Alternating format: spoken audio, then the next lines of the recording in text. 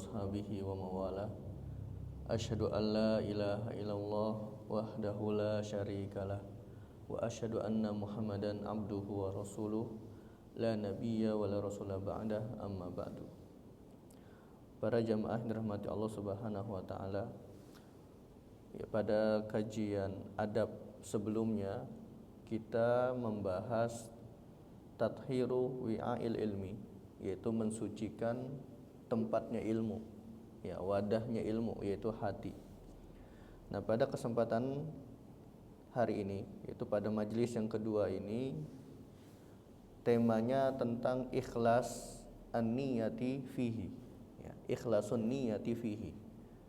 Ya, bagaimana para ulama menjaga keikhlasannya. Ya. Nah, ini tema kita hari ini insyaallah. Taib jamaah yang dirahmati Allah Subhanahu wa taala, Syekh Al-Utsaimin rahimahullahu taala menjelaskan di dalam kitabnya Inna ikhlasal a'mali asasu qabuliha. Sesungguhnya ikhlas terhadap sebuah amalan itu adalah asas atau pondasi diterimanya amal itu sendiri. Sebagaimana yang sudah kita ketahui, bahwasanya syarat diterimanya amal itu ada berapa? Ya, sebagian ulama mengatakan ada dua. Sebagian ulama mengatakan ada dua. Yang pertama, ikhlas lillahi ta'ala. Kemudian yang kedua, ittiba'ur rasul, yaitu mengikuti sunnah-sunnah Rasul sallallahu alaihi wasallam. Dan sebagian ulama lagi menambah yang ketiga, yaitu memakan makanan yang halal. Ya, karena dengan mengkonsumsi makanan yang haram itu bisa mencegah diterimanya amal soleh. Ya, jadi ikhlas merupakan salah satu di antara syarat diterimanya amalan. Juga beliau menjelaskan bahwasanya ikhlas sullamu wusuliha. Ya, jadi ikhlas ini merupakan tangga untuk mencapai kepada derajat diterimanya sebuah amalan. Qala ta'ala, yang mana Allah Subhanahu wa taala berfirman dalam Qur'annya, wa ma umiru illa liya'budullaha mukhlishina lahuddin. Ya, di sini Allah menerangkan mukhlishina lahuddin, yaitu ikhlas. Ya, sebelum kita lanjut, apa sih ikhlas itu? Ya, ikhlas itu diambil dari kata kholaso. Ya, kholaso yang artinya jernih, bersih, ya, atau kosong. Jadi ketika kita mengatakan saya beramal ikhlas lillahi ta'ala, berarti artinya amalan yang saya kerjakan itu murni 100% untuk Allah Subhanahu wa taala. Jadi tidak ada tuh tujuan kita beramal karena makhluk sedikit pun. Ya, misalnya sholat di masjid secara berjamaah itu karena nggak enak dengan manusia. Nah, ini berarti belum 100% ibadah yang kita kerjakan itu ikhlas karena Allah Subhanahu wa taala. Ya, jadi ikhlas itu ketika kita mengerjakan suatu amalan betul-betul murni karena Allah Subhanahu wa taala dan tidak ada pengaruh apapun, baik kita mendapat pujian atau mendapat celaan, yaitu ikhlas. Ya, misalnya kita dengan melakukan suatu amal soleh, ada yang mencela kita, nah itu kita tidak akan gentar tuh. Kita tidak akan gentar sedikit pun, terserah orang lain mau mencela, karena apa? Ibadah yang saya kerjakan ini untuk Allah Subhanahu wa taala, bukan untuk makhluk. Dan tidak akan terbang kalau dipuji oleh manusia. Wah, Masya Allah nih, beliau ini ahlu ibadah. Masya Allah nih, beliau ini ahlul Quran misalnya. Masya Allah nih, beliau ini sebagai pokoknya ahlul ilmi. Ya, pokoknya kalau dipuji dia nggak akan terbang. Kalau seandainya memang amalan yang dia kerjakan itu ikhlas karena Allah Subhanahu wa taala. Maka dari itu Syekh Al-Utsaimin rahimahullahu taala menjelaskan bahwasannya ikhlas terhadap suatu amalan itu adalah pondasi diterimanya amal, serta ikhlas juga adalah tangga untuk mencapai diterimanya amal. Wa fi sahihain, yang disebutkan di dalam Sahih Bukhari dan Muslim, yang diriwayatkan oleh Umar bin Khattab radhiyallahu anhu bahwasanya Rasul sallallahu alaihi wasallam pernah bersabda, ya dalam sebuah hadis yang kita semua sudah sering mendengarnya, yaitu innamal a'malu binniyah wa innamal likulli imri'in ma nawa. Sesungguhnya setiap amalan itu tergantung niatnya, dan sesungguhnya setiap orang itu akan mendapatkan apa yang dia niatkan. Ya, jadi seberapa banyak ilmu yang kita dapatkan, seberapa banyak pahala yang kita dapatkan, itu tergantung dari besar kecilnya niat kita. Makanya disebutkan dalam hadis innamal likulli imri'in ma nawa. Ya, sesungguhnya setiap orang itu akan mendapatkan jatahnya sesuai dengan niatnya. Ya, tergantung dengan niatnya. Kalau niatnya itu ikhlasnya sedikit, ya sudah, dia mendapatkan jatahnya sedikit. Kalau dia ikhlasnya itu 100% karena Allah Subhanahu wa taala, maka dia akan diberikan pahala 100%. Kalau dia tidak ada niat ikhlas sama sekali, maka dia tidak akan mendapatkan jatah sama sekali. Sekalipun amalan yang dia kerjakan secara zahir itu amalan ukhrawi. Makanya didapati dalam sebuah hadis, kam min a'malin, berapa banyak amalan yang dia secara bentuknya itu amalan ukhrawi, amalan yang bentuknya itu amalan ibadah, tapi dia dianggap sebagai amalan duniawi. Kenapa alasannya? Karena su'niyah, karena buruk niatnya. Niat yang dia kerjakan untuk melakukan ibadah itu bukan karena Allah Subhanahu wa taala. Dan berapa banyak suatu amalan yang bentuknya itu amalan duniawi dan akan dinilai sebagai amalan ukhrawi, dalam artian akan mendapatkan pahala. Contohnya, kerja di pabrik. Ini secara bentuk, secara zahir amalannya duniawi atau ukhrawi? Duniawi. Tapi kalau niat kerja di pabrik itu untuk menafkahkan keluarga, untuk menafkahi keluarga, itu akan bernilai pahala. Kenapa?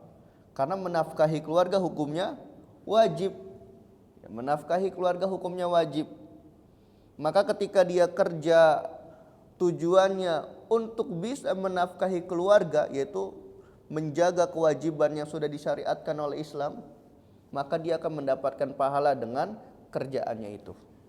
Ini Masya Allah, dengan baiknya niat dia, ikhlas karena Allah Ta'ala, ikhlas karena menjaga syariat dari dinul Islam, yang bentuk amalannya itu amalan duniawi menjadi amalan ukhrawi. Begitupun sebaliknya, amalan ukhrawi tapi karena buruk niatnya, maka akan menjadi amalan duniawi. Disinilah pentingnya kita untuk menjaga niat. Kemudian disebutkan, ya, Syekh Al-Utsaimin juga menjelaskan wa masabaqa man sabaqa wala wasala man wasala minas salafi sholihin illa bi ikhlasi lillahi rabbil alamin.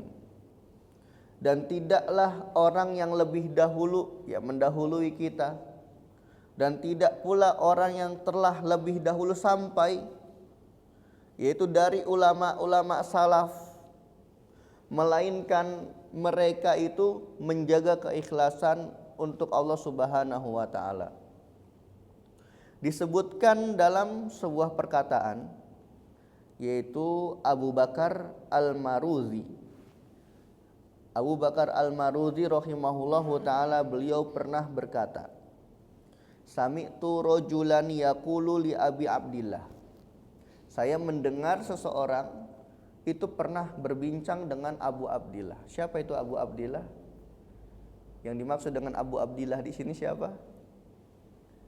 Yang dimaksud dengan Abu Abdillah di sini adalah Imam Ahmad. Ya, Imam Ahmad bin Hambal, di antara kunyahnya beliau itu adalah Abu Abdillah. Ya, jadi Abu Bakar Al-Maruzi mendengar seseorang yang sedang berbincang dengan Abu Abdillah, yaitu Imam Ahmad. Wa dzakara lahu as-sidqa wal ikhlas. Kemudian orang tersebut itu berkata kepada Imam Ahmad tentang kejujuran dan keikhlasan. Faqala Abu Abdillah, kemudian Imam Ahmad berkata, bihada irtafa'al qaumu, dengan inilah suatu kaum itu akan bangkit, akan tinggi derajatnya. Ya, jadi derajatnya suatu kaum itu akan diangkat oleh Allah Subhanahu wa taala ketika ditanamkan di dalam dirinya itu keikhlasan dan kejujuran. Dan kita bisa menyaksikan pada saat ini, ya, betapa banyak orang-orang yang tidak jujur. Makanya kita melihat, ya, ambruk generasi saat ini itu ambruk, ya, roboh, mulai runtuh. Ya, khususnya kekuatan umat Islam itu dicabik-cabik dari dalam, dari luar, itu semuanya sudah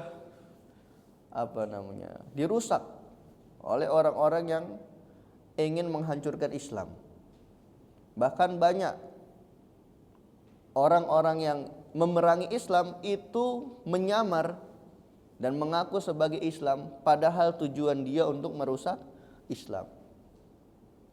Nah, kenapa kok kita bisa melihat perbedaannya dari zaman dulu, dari zaman Rasul Shallallahu Alaihi Wasallam, kemudian Khulafaur Rasyidin, Islam itu bisa bangkit, ya, Islam itu bisa menyebar luas ke seluruh dunia. Bahkan sebagian besar dunia ini dikuasai oleh Islam. Tapi kita lihat pada hari ini, betul, ya, mayoritas di dunia ini umat Islam, tapi itu hanya sebatas nama. Amaliyahnya, ya, amalannya, sifatnya, sikapnya itu banyak sekali tidak mencerminkan seorang muslim. Ya, padahal Islam melarang umatnya itu untuk berdusta. Tapi kita saksikan banyak orang yang tidak jujur.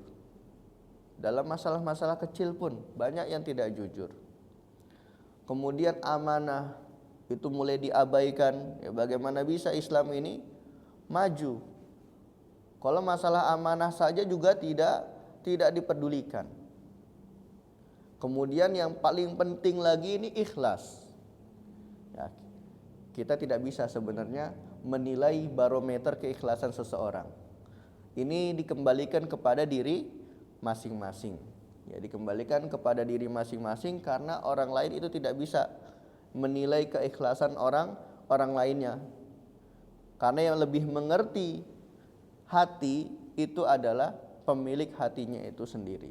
Ya, dia dan Allah Subhanahu wa taala yang mengerti isi hati seseorang. Sehingga kita tidak punya hak untuk memvonis orang ini ikhlas atau tidak. Ya, jadi urusan ikhlas ini diserahkan kepada dia dengan Allah Subhanahu wa taala. Kita sebagai makhluk, kita fokus saja pada keikhlasan diri kita sendiri. Kita tidak perlu fokus kepada keikhlasan orang lain. Kita hanya menghukumi orang itu secara zahirnya saja. Jangan sampai kita berani-berani menghukumi batinnya seseorang. Ini bukan ranahnya kita, tapi ini ranahnya Allah Subhanahu wa taala. Kemudian disebutkan wa inna ma yanalul mar'u al ilma ala qadri ikhlasihi. Nah, ini tadi sudah disampaikan di awal bahwasannya seseorang itu mendapatkan ilmu itu seukuran dengan ukuran ikhlasnya. Ya.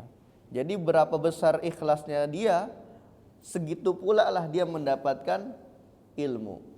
Nah, jadi para penuntut ilmu, para pencari ilmu, ya, ketika dia hadir di majelis ilmu, kemudian pulang-pulang atau keluar pintu itu dia nggak tahu apa yang tadi dibahas, nah berarti di antara yang perlu kita evaluasi itu adalah niat kita hadir di majelis ilmu itu untuk apa? Tujuan kita hadir di majelis ilmu itu untuk apa? Karena ketika kita ikhlas dalam mencari ilmu, itu mustahil kita tidak mendapatkan sedikit pun dari ilmu yang kita pelajari di majelis tadi. Karena dikatakan innama yanalul mar'u, ya sesungguhnya seseorang itu mendapatkan ilmu ala qadri ikhlasihi, tergantung seberapa besar dia ikhlas, ya seberapa besar keikhlasannya. Wal ikhlasu fil ilmi yakumu ala arba'ati usulin. Kemudian ikhlas dalam mencari ilmu itu ada 4 pondasi. Ya, ada 4 pondasi niat yang perlu kita perhatikan sebagai seorang pencari ilmu. Yang pertama, ya jadi ada 4 hal yang perlu kita niatkan, ya selaku kita seorang pencari ilmu, penuntut ilmu. Yang pertama, raf'ul jahli an nafsihi, mengangkat kejahilan sendiri. Ini niat yang pertama. Ya, niat yang pertama itu kita belajar untuk mengangkat kebodohan diri sendiri. Nah, ini yang paling basic. Jadi ketika kita belajar itu bukan tujuannya untuk menghukumi orang lain. Berarti ini salah kita niatnya. Kita niatnya belajar untuk mencari-cari kesalahan ustadznya. Nah, ini juga salah niatnya. Ya kita belajar untuk apa misalnya? Untuk meremehkan teman. Ini juga salah niatnya.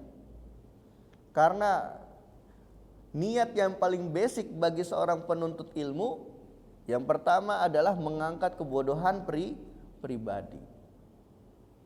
Ya, ada sebuah pepatah, ya pepatah Arab yang berbunyi laisal mar'u yuladu aliman wa laisa akhu ilmin kaman huwa jahil. Tidak ada seseorang yang dilahirkan dalam keadaan alim. Ya, laisal mar'u yuladu aliman. Tidak ada orang satupun yang dia lahir kemudian tiba-tiba menjadi seorang penghafal Quran. Tidak ada satu orang pun yang dia terlahir tiba-tiba sebagai seorang faqih. Ya, jadi Imam Ahmad, Imam Abu Hanifah, Imam Malik, Imam Syafi'i, mereka itu terlahir bukan langsung ujuk-ujuk menjadi seorang faqih. Ya, tidak ada satupun orang yang terlahir langsung alim. Tapi semuanya itu dalam keadaan jahil, ya, dalam keadaan bodoh, dalam keadaan yang tidak mengerti apa-apa. Walaisa akhu ilmin kaman huwa jahil. Dan tidak sama antara orang yang alim dengan orang yang jahil. Dan sebagaimana Allah Subhanahu wa taala berfirman, hal yastawil ladzina ya'lamun wal ladzina la ya'lamun. Apakah sama derajatnya orang yang alim dengan orang yang tidak alim? Tentu jawabannya tidak. Ya, maka dari itu perlu kita meluruskan niat. Yang pertama, ya paling basic tadi yang sudah kita sebutkan. Niat yang paling basic sekali dimiliki oleh seorang penuntut ilmu, niat belajarnya mengangkat kejahilan diri sendiri. Ya, mengangkat kejahilan diri sendiri. Bita'rifiha ma 'alaiha min ubudiyati. Ya, dengan mengetahui apa sih yang dibutuhkan tubuh ini. Ya, apa sih yang dibutuhkan dia dalam peribadatan, ya khususnya ibadah yang sifatnya itu fardu ain, ya, seperti sholat, puasa yang berkaitan dengan ibadah-ibadah tersebut, yaitu bersuci, ya berwudu, mandi junub, ya kemudian tayamum. Ya, intinya ibadah-ibadah yang sifatnya atau hukumnya itu fardu ain itu perlu kita perhatikan di awal, ya, di awal masa pembelajaran.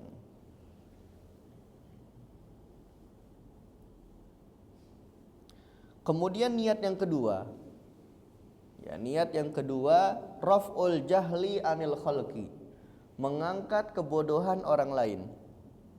Ya, setelah kita memiliki ilmu, sudah memiliki kafaah kemampuan untuk berdakwah, maka luruskan niat selanjutnya itu untuk mengangkat kejahilan orang lain.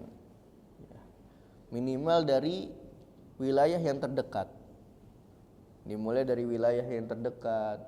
Ya, sebagaimana kita ambil pelajaran itu dari kisahnya Rasul Shallallahu Alaihi Wasallam, awal-awal beliau diperintahkan untuk berdakwah. Ya.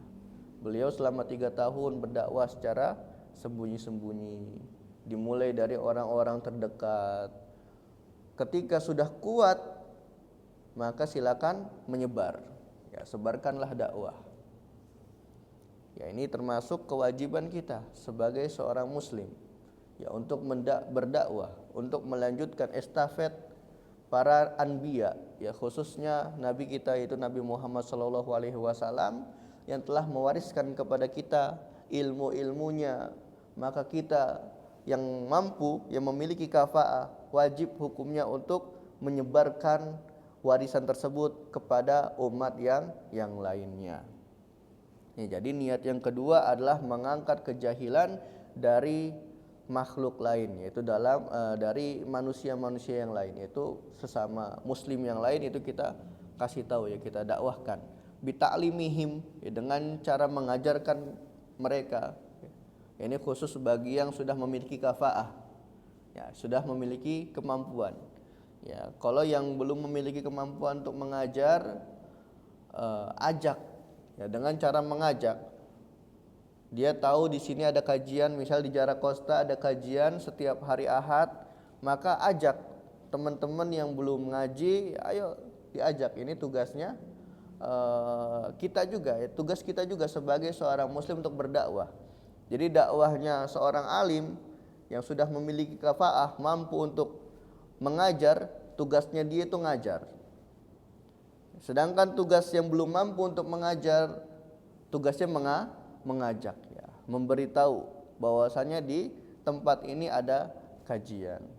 Nah, ini diantara niat lain kita, diantara niat seorang penuntut ilmu yang lain, yaitu mengangkat kejahilan orang lain. Bita'limihim, dengan mengajarkan mereka, wa irsyadihim, dan menunjukkan kepada mereka, fihi solahu dunyahum wa ukhratihim, yang mana di dalamnya itu terdapat ada kemaslahatan-kemaslahatan dunia maupun kemaslahatan-kemaslahatan akhirat. Kemudian niat yang ketiga, ya, niat yang ketiga ihya'ul ilmi, yaitu menghidupkan ilmu. Ya, niat yang ketiga yang wajib dimiliki oleh seorang penuntut ilmu, dia harus memiliki niat ihya'ul ilmi, yaitu menghidupkan ilmu. Wa hifdzuhu minad-diya, dan menjaga ilmu tersebut dari kepunahan. Ya, menjaga ilmu tersebut dari kepunahan. Pertanyaannya, memangnya bisa ilmu itu punah? Bisa enggak ilmu itu punah? Bisa, ya. Kalau kita tidak melestarikan ilmu tersebut. Ya, kita tahu bahwasannya di zaman dulu, di zamannya para ulama salaf, itu madhab fikih tidak hanya ada 4. Ya, ada banyak sekali. Ada lebih dari 5 madhab, bahkan ada 10 madhab. Ya, di zaman dulu itu madhab fikih itu ada banyak. Tapi kenapa kok yang sampai ke zaman kita saat ini itu hanya ada 4 atau 5 madhab saja? Karena murid-murid dari para imam madhab yang lain itu tidak menjaga dan tidak melestarikan ajaran dari gurunya. Ya, sehingga yang sampai ke zaman kita saat ini itu ada 4 atau 5 madhab. Ya, ada madhabnya Imam Abu Hanifah, madhabnya Imam Malik, ada madhab Imam Syafi'i, ada madhab Imam Ahmad, dan yang kelima itu ada madhabnya Daud Az-Zahiri. Tapi ini kita tidak ambil pendapat dari madhab Az-Zahiri. Sebab apa? Sebab para ulama sepakat yang boleh diambil pendapatnya itu hanya dari salah satu 4 imam madhab saja. Ya, dikeluarkan darinya madhab az-Zahiri.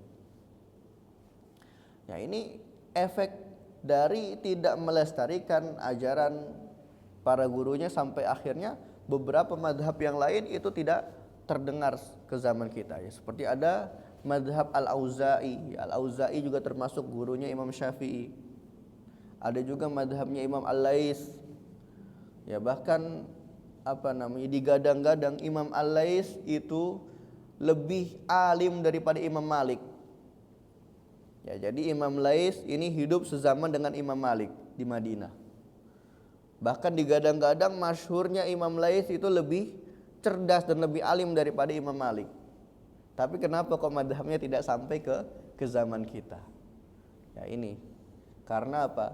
Murid-muridnya tidak melestarikan dan tidak menjaga warisan dari para guru-gurunya. Maka dari itu di antara niat seorang penuntut ilmu yang lain ihya'ul ilmi, menghidupkan ilmu, wa hifdzuhu, dan melestarikan atau menjaga ilmu tersebut dari kepunahan.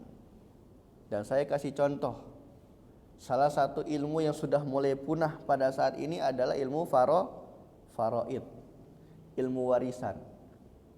Dan ini memang sudah dikatakan atau sudah diwanti-wanti oleh Rasul Shallallahu Alaihi Wasallam, yang mana beliau pernah mengatakan ilmu yang pertama kali nanti diangkat dari umatku adalah ilmu waris.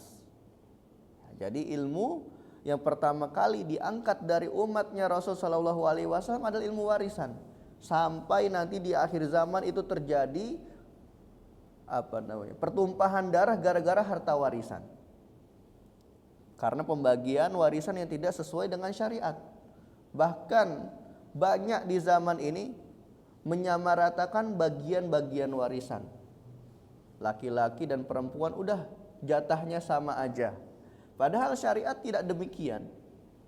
Nah, ini sangat sensitif ya ngebahas masalah waris ya. Jadi sebenarnya banyak jatah-jatah warisan, dan juga pemikiran feminisme ya, pemikiran feminisme yang dia ingin disamaratakan ya, setara genderkan antara laki-laki dengan perempuan ya, menganggap bahwasanya jatah warisan Islam itu tidak adil, laki-laki mendapatkan jatah 2 kali lipat dari perempuan. Padahal kalau dia belajar ilmu faraid, ilmu warisan, nanti dia akan dapati ada permasalahan yang mana perempuan itu mendapatkan jatah lebih besar daripada laki-laki.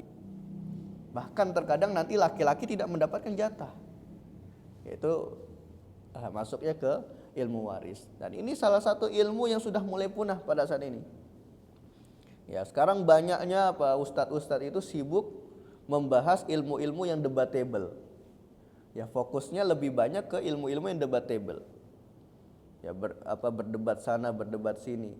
Ilmu yang di sana tuh sebenarnya ranahnya ranah khilaf. Ranahnya ranah perselisihan yang tidak bisa kita hindari. Sebagaimana hal tersebut juga terjadi pada zaman imam madhab. Ya, antara satu imam dengan imam yang lain gak ada tuh istilah yang kita dengar Imam Syafi'i menyalahkan amalan Imam Abu Hanifah. Tidak ada istilah Imam Ahmad mengatakan Imam Syafi'i itu salah. Padahal pendapat mereka satu sama lain itu terkadang berbeda, tapi saling toleransi. Kenapa? Karena mereka yakin dan mereka tahu bahwasanya para imam-imamnya lain itu beristinbat berdasarkan dalil, hanya saja metode yang berbeda. Sedangkan di zaman kita saat ini yang sangat miris sekali. Banyak yang sibuknya lebih ke debatable. Nah, ini kita hidup di akhir zaman itu harus insaf, harus berada di tengah-tengah, netral. Ya, selama itu ada dalilnya kita ikuti. Dan ketika ada pendapat yang tidak sependapat dengan kita, jangan langsung kita salahkan. Tapi kita cari tahu dulu, ada enggak landasan dari pendapat tersebut. Ketika kita dapati adanya landasan, kita cari tahu dalilnya seperti apa. Kalau ternyata ada dalilnya, kita cari tahu cara bagaimana ulama yang mengistinbatkan dalil tersebut. Kalau memang seandainya ada ulama yang menguatkan dalil itu, dan berbeda dengan sudut pandang kita, ya kita tasamuh, ya kita toleransi. Kita toleransi, kita sama-sama saudara, jangan sampai serang satu sama lain. Karena sama-sama pendapat itu berdasarkan dalil. Jadi kita mengamalkan suatu amalan itu berdasarkan dalil yang paling kuat menurut kita. Sebenarnya tarjih itu sebenarnya sifatnya itu nisbi. Tarjih itu sifatnya relatif. Pendapat yang paling rojih itu sifatnya relatif, bukan pendapat yang mutlak. Karena apa? Karena sebenarnya madhab itu sendiri itu sudah tarjih. Masa kita mau mentarjih antara 4 madhab? Ya madhab itu sendiri sudah tarjih. Coba kalau kita mengkaji kitab-kitab dari masing-masing madhab. Contohnya dalam madhab Imam Abu Hanifah itu ada kitab Fathul Qadir yang membahas fikih 4 madhab. Hanya saja pengarangnya karena Hanafi, akhirnya beliau merojihkan pendapat Hanafiyah berdasarkan cara istinbatnya dari madhab Hanafi. Ya, kemudian di madhab Maliki ada kitab yang bernama Syarah Mukhtasar Khalil atau Syarah Mukhtasar Khalil. Ini juga syarah yang dipakai di dalam Mu'tamad madhab Maliki yang membahas 4 madhab, menyebutkan semua pendapat madhab. Karena pengarangnya Maliki, akhirnya beliau merojihkan pendapat Imam Malik atau pendapat madhab Maliki berdasarkan dalil dan berdasarkan cara beristinbat. Di dalam madhab Syafi'i itu ada kitab Al-Majmu' Syarah Muhadzab karya Imam An-Nawawi. Itu juga disebutkan 4 madhab. Karena Imam Nawawi itu Syafi'i, akhirnya beliau merojihkan pendapat madhab Syafi'i berdasarkan dalil kemudian cara beristinbat madhabnya. Dan dalam madhab Hambali itu ada Al-Mughni karya Ibnu Qudamah. Ya, disebutkan ada 4 madhab di dalamnya, pendapat 4 madhab, hanya saja karena Ibnu Qudamah itu Hambali, akhirnya beliau merojihkan pendapat Imam Ahmad beserta dalil kemudian cara beristinbat madhab Hambali. Jadi sebenarnya sudah selesai. Ya, permasalahan fikih itu sudah selesai. Karena apa? Madhab itu sendiri sudah tarjih. Hanya saja kita yang di akhir zaman mungkin karena kurangnya referensi terlalu melebih-lebihkan hal tersebut. Nah, maka dari itu penting nih kita untuk menjaga ilmu, meluruskan niat. Tadi niat kita yang ketiga adalah ihyaul ilmi, menghidupkan kembali ilmu serta menjaga dan melestarikan ilmu tersebut dari kepunahan. Ya, kemudian yang terakhir, ya niat yang terakhir yaitu yang keempat, al-amalu bil ilmi. Dan ini yang paling penting, yaitu mengamalkan ilmu itu sendiri. Jadi ilmu itu bukan hanya untuk dikoleksi. Ilmu itu bukan hanya untuk kita simpan, ya nanti kita pakai sewaktu-waktu untuk menyerang orang yang tidak sependapat dengan kita. Ini salah, ya. Ini sikap yang salah. Karena fungsi dari ilmu itu sendiri adalah amal.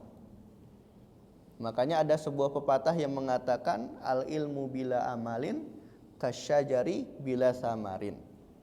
Ilmu tanpa amal bagaikan pohon tanpa buah. Ya, pohon tanpa buah. Kalau pohonnya besar masih mending ya, yang diharapkan bisa neduh. Ini pohonnya kecil, nggak ada buahnya. Ya, apa yang diharapkan? Nanti dicabut. Nah, seperti itu. Juga dikatakan di dalam perkataannya Imam Abu Hanifah, wa mal ilmu illa lil amali bihi. Tidaklah ilmu itu melainkan fungsinya hanya untuk diamalkan. Jadi fungsi ilmu itu adalah amal. Ya, bagaimana cara kita beramal itu semuanya berdasarkan atau berlandaskan ilmu. Karena setan itu lebih takut terhadap satu orang yang berilmu dibanding 1000 ahlu ibadah. Ya, kenapa? Karena ahlu ibadah tanpa ilmu itu gampang disesatin sama setan. Beribadah dengan syahwat, diiming-imingi, ini loh perkara yang baik. Udah amalkan saja meskipun tidak ada dalilnya. Nah, jadi ahlu ibadah itu lebih disukai sama setan daripada ahlul ilmi. Orang yang berilmu itu nggak bisa tuh diiming-imingin sama setan. Setan ngebisikin, lah kita tahu ilmunya kok. Ya, di dalam kitab ini bahwasanya tidak seperti apa yang dibisikin sama setan tadi. Tapi kalau ahlul ibadah karena kerjaannya itu ibadah, tapi tidak didasari ilmu, akhirnya apapun yang sekiranya menurut dia ibadah, padahal itu bisikan setan, itu dia terlalu berlebihan dalam mengerjakannya. Mungkin nanti akhirnya ada yang melakukan sholat zuhur itu 8 rakaat, ya dirubah. Karena apa? Tidak berdasarkan ilmu. Nah, makanya ilmu itu penting. Ya, fungsi ilmu itu untuk beramal. Jadi untuk kita bisa masuk ke sebuah negara itu kita butuh visa. Ya, visa ibadah kita adalah ilmu. Ya, kita tidak bisa sampai kepada tujuan dari maksud ibadah kita kalau kita tidak ada ilmunya. Ya, makanya penting ya kita terus belajar, terus upgrade, karena tidak ada batasan kita belajar, mau dia S1, mau dia S2, mau dia profesor, mau dia udah gelarnya grandmaster sekalipun, itu semua tetap wajib untuk terus belajar. Ya, saya menyaksikan syekh saya selama di Sudan, itu beliau sehari tidur hanya 2 jam. Satu hari 24 jam, beliau itu tidur hanya 2 jam. Malam itu beliau sibuk dengerin ulang rekaman gurunya dulu ketika di Yaman. Ya. Kemudian dari malam sambil dengerin rekaman, beliau juga terus murojaah apa yang pernah beliau pelajari. Kemudian beliau buat bagan. Sampai pagi itu baru beliau ngajar. Nah, jadi beliau pada malam hari itu selama semalaman itu belajar persiapan untuk besoknya ngajar. Beliau ngajar itu dari jam 7 kemudian sampai jam 11 siang istirahat. Habis itu dari habis asar sampai jam 11 malam. Nah, itu beliau kegiatan sehari-hari seperti itu. Itu Masya Allah. Hidupnya selalu belajar, bahkan sampai saat ini beliau nggak sempat nikah. Usianya sudah 40 tahun lebih, belum sempat nikah karena hidupnya sudah terlalu candu dengan ilmu.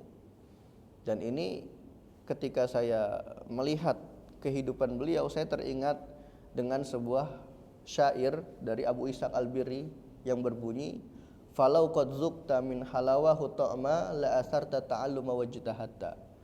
Kalau kamu telah merasakan manisnya ilmu, ya, falau qad zuqta min halawahu ta'ma. Kalau kamu sudah merasakan manisnya, rasanya belajar, la asarta ta'alluma wajtahatta, maka kamu akan merasa candu dengan ilmu itu. Dan kemanapun, dimanapun ilmu itu berada, maka kamu akan cari. Ya, jadi kalau orang yang sudah kecanduan terhadap sesuatu, pasti dia bakal mencari kemanapun sesuatu yang dia candu. Nah, bagaimana bagaimana caranya kita bisa candu dengan ilmu? Ya, kita harus membiasakan diri kita itu dengan ilmu. Kalau kebiasaan kita sehari-hari dengan ilmu, kita punya target sehari baca berapa lembar buku. Nah, kita kemana-mana pasti akan kecanduan dengan ilmu. Kemanapun kita pergi pasti nggak lain bawaan kita adalah buku. Ya, mungkin kalau untuk saat ini lebih mudah, ada HP. Ya, kita bisa baca di PDF. Pokoknya kemanapun itu kita kegiatannya tidak lepas dari yang namanya membaca.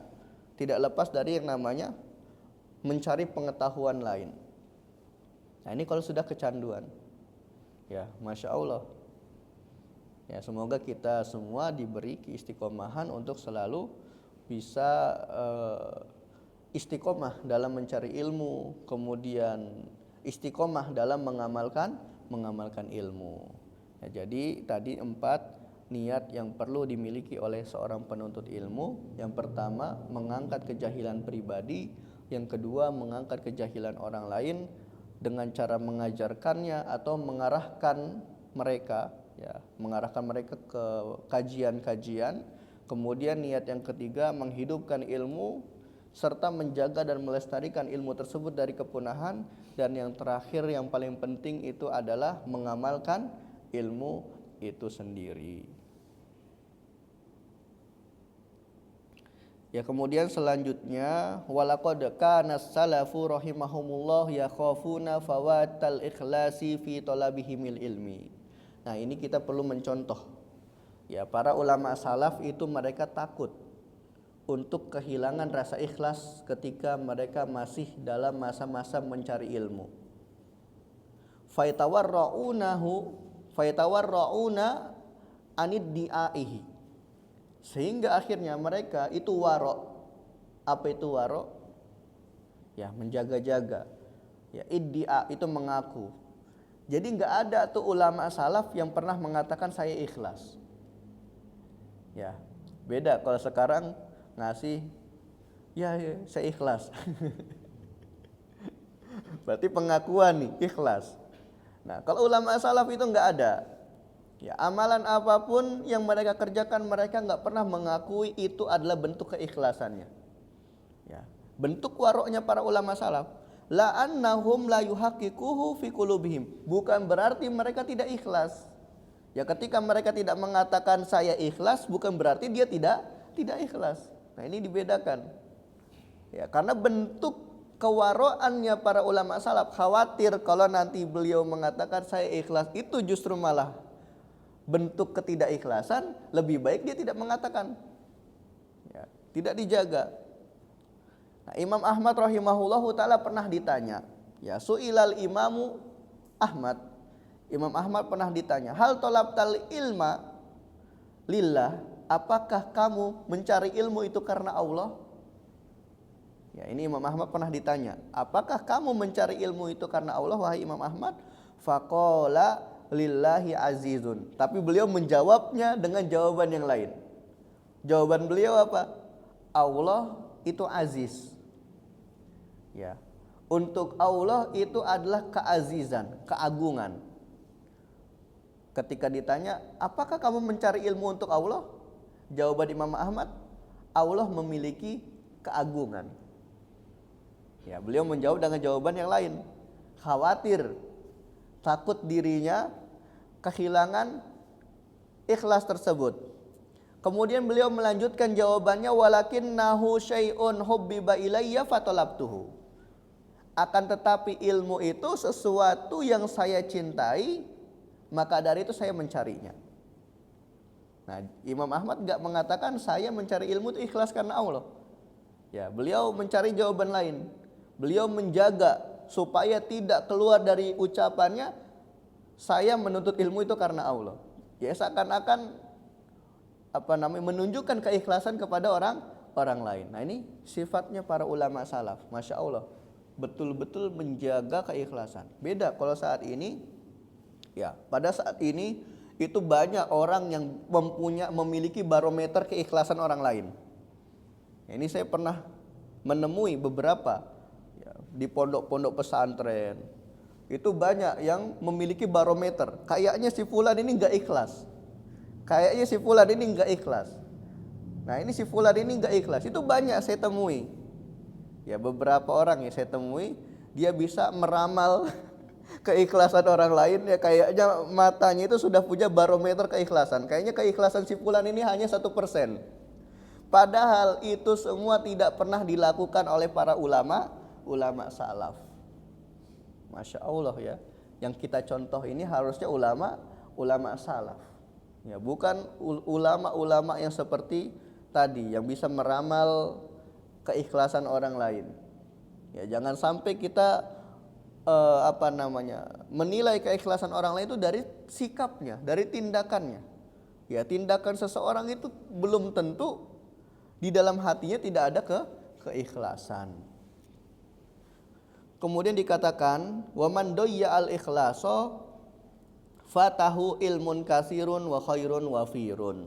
Ya, barang siapa yang menyia-nyiakan keikhlasan, maka dia telah menyia-nyiakan ilmu yang banyak dan dia telah menyia-nyiakan kebaikan yang banyak juga.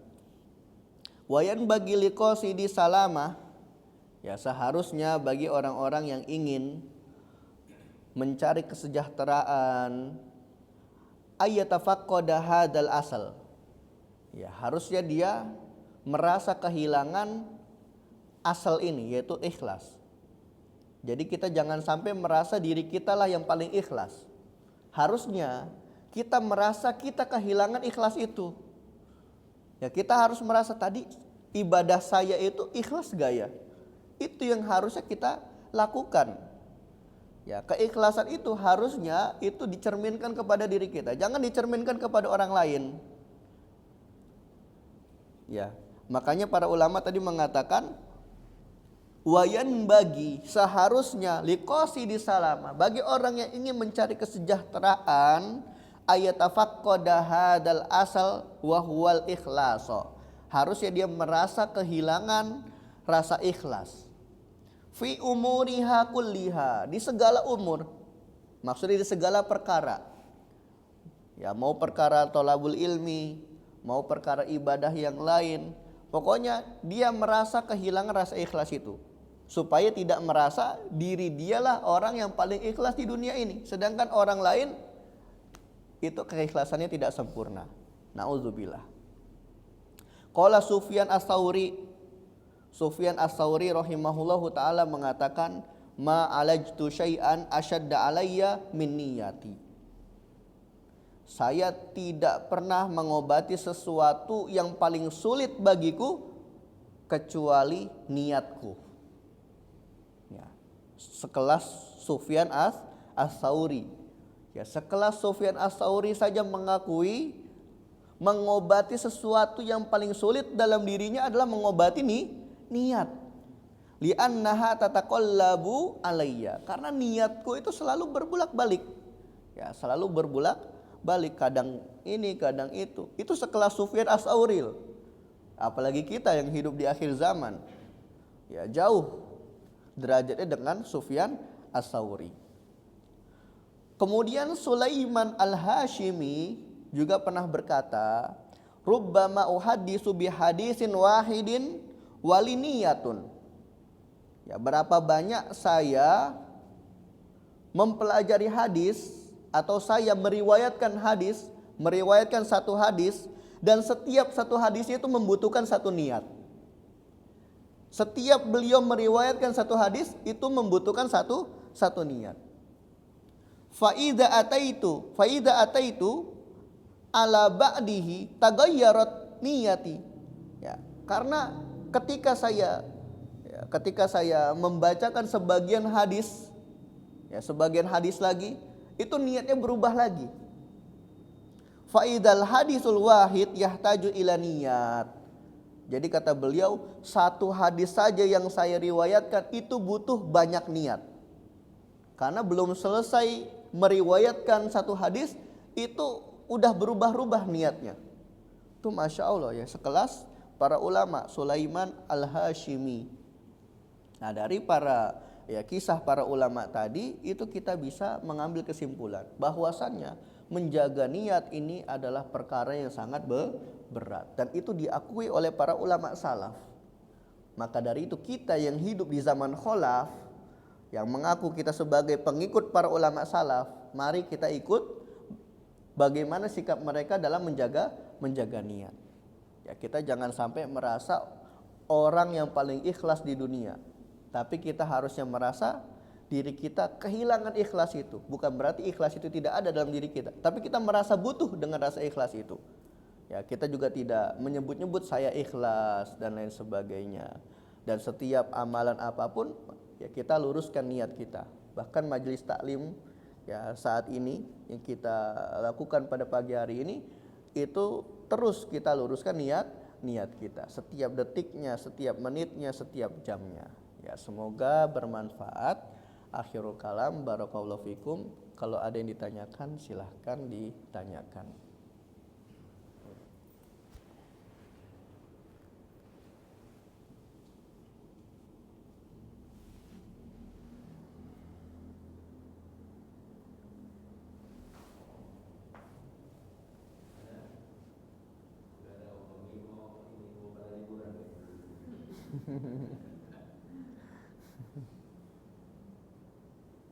Cukup ya. Iya. Mahasiswa itu tadi. Silakan mahasiswa bertanya. Tentang ketika kita mengerjakan suatu amalan kan ada apa ya? Ada keutamaannya gitu. Misalnya melaksanakan sholat qobliyah subuh itu memiliki keutamaan. Apakah dengan kita mengetahui keutamaan itu dapat apa ya? Mempengaruhi niat? Maksudnya niatnya karena Allah atau karena keutamaannya gitu. Ya, dengan kita mengetahui keutamaan suatu amalan, apakah itu merusak niat atau tidak gitu. Ya, sebenarnya jawabannya tidak. Kenapa? Karena dengan kita mengetahui fadilah suatu amalan, justru itu akan menjadi motivasi bagi kita. Itu akan menjadi motivasi. Karena ketika kita melakukan sunnah qobliyah subuh misalnya, karena pahalanya besar, khairum minad dunya wa ma fiha, lebih baik daripada dunia dan seisinya, maka kita termotivasi untuk melakukan sholat sunnah qobliyah.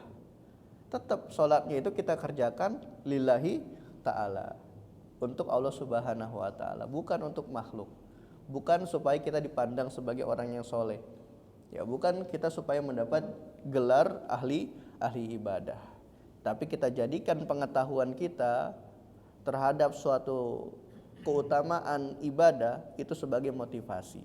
Tetap ibadah yang kita kerjakan itu untuk Allah Subhanahu wa taala, ya. Seperti itu. Ya, maafan. Karena mungkin sebagian ada orang berpendapat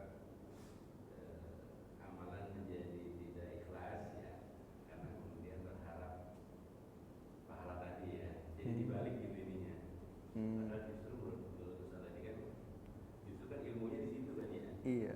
Justru ilmu kenapa orang itu rajin sholat berjamaah, karena dia tahu ilmunya kalau nggak berjamaah bisa jadi bukunya ibadahnya tidak diterima karena udah ngerasa kan begitu ya.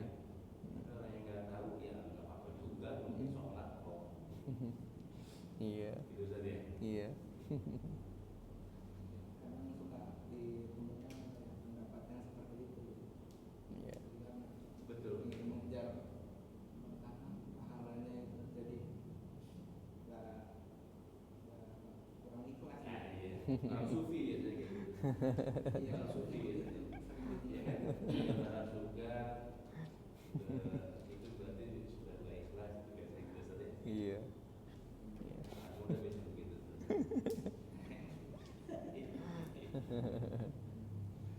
Ya. Ada lagi yang lain? Beri. Tuh.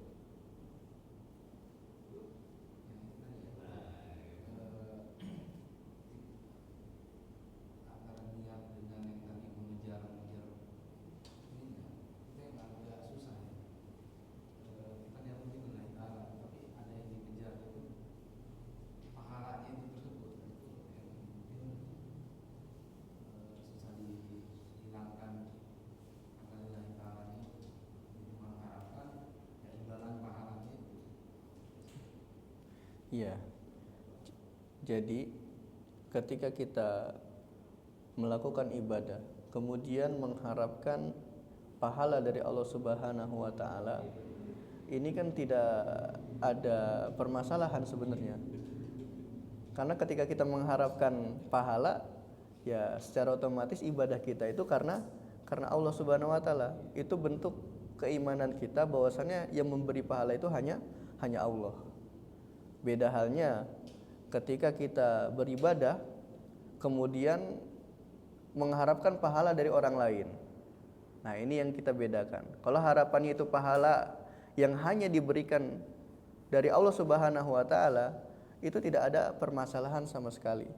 Ya, kayak keutamaan sholat qobliyah subuh yang memberikan pahala yang lebih baik daripada dunia dan seisinya. Coba kita bayangkan siapa makhluk yang bisa memberikan hal tersebut. Itu kan hanya Allah Subhanahu wa ta'ala. Jadi ketika kita beribadah kemudian harapannya mendapatkan keutamaan tersebut, justru itu adalah perkara yang baik karena kita termotivasi. Ya, kenapa para ulama? Ya, kalau seandainya mengetahui keutamaan suatu ibadah itu dianggap sebuah kekeliruan karena akan menyelewengkan niat. Kenapa para ulama itu mereka menjelaskan keutamaan dari masing-masing ibadah? Ya, seperti sholat sunnah syuruk itu keutamaannya sama seperti pahala haji. Ya. Kemudian sholat puasa di bulan Syawal, ya 6 hari di bulan Syawal itu dinilai pahala selama satu tahun. Nah, kan kita termotivasi di situ. Ya, kita termotivasi bahwasanya ketika kita mengerjakan amalan-amalan ini, ya kita mendapatkan feedback dari Allah Subhanahu wa taala bahwasanya pahalanya sebesar ini loh. Masa kita tidak termotivasi dengan pahala yang sebesar ini. Dan kita bedakan ketika orang yang tidak mengetahui keutamaannya, pasti dia akan lebih leyeh-leyeh ya. Bahkan cuman puasa sunnah doang. Pasti menganggapnya puasa sunnah doang. Sholat sunnah doang. Kan gak wajib ini. Nah, akhirnya dia akan meremehkan perkara yang sunnah. Nah, maka dari itu ketika kita beribadah dan mengharapkan ujroh, ya mengharapkan pahala dari Allah Subhanahu wa taala dengan keutamaan yang dijanjikan Allah dan Rasulnya, itu tidak menjadi masalah, ya tidak bertentangan dengan syariat, tidak bertentangan dengan akidah, dan tidak menghapus pahala kita, bahkan justru itu yang akan memotivasi kita untuk beramal. Ya, seperti itu. Sama pembandingnya mungkin kalau orang melakukan maksiat kan, hukumannya kan yang menjadi ketakutan kan. Makanya kenapa kita menghindari bermaksiat sama Allah, karena kita tahu hukuman yang akan ditimpakan. Iya. Sama dengan bandingannya, kenapa kita beribadah, karena kita tahu Keutamaannya. Gitu kan? Iya. Karena ada sebagian Ustaz saya pernah dengar, kalau kita mau mendawamkan suatu ibadah, maka carilah tahu apa fadilah dalam ibadah itu. Gitu. Tadi contohnya sholat subuh, sholat sunnah sebelum subuh. Kalau kita nggak tahu fadilahnya, orang nggak akan mempertahankan ibadah itu kan. Justru dengan kita tahu, maka kita berusaha untuk Menjaga. mencari dan mempertahankan. Iya. Tapi itu tidak sama sekali berkaitan dengan ketidakikhlasan ya. Iya.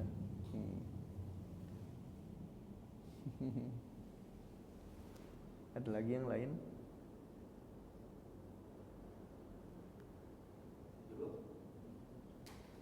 Cukup ya.